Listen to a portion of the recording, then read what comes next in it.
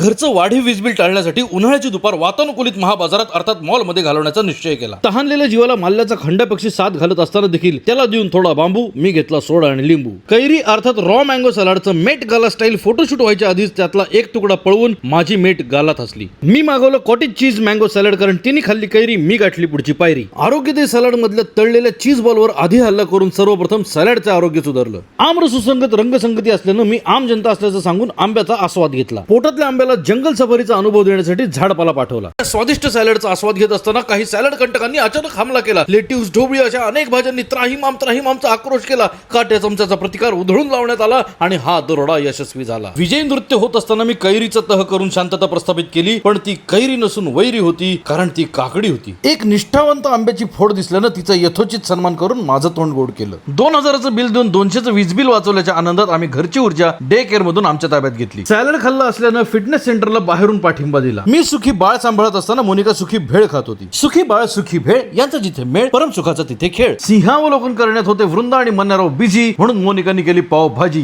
ज्यात वापरण्यात आला आरोग्यदायी सारडो ब्रेड. या पावभाजीच्या सन्मानार्थ 2 ओळी. पावभाजी रे, पावभाजी रे, हो भाजी खाताना आधी पिळाना लिंबू हे, सारडो हा ब्रेड खारा रे, पावभाजी रे.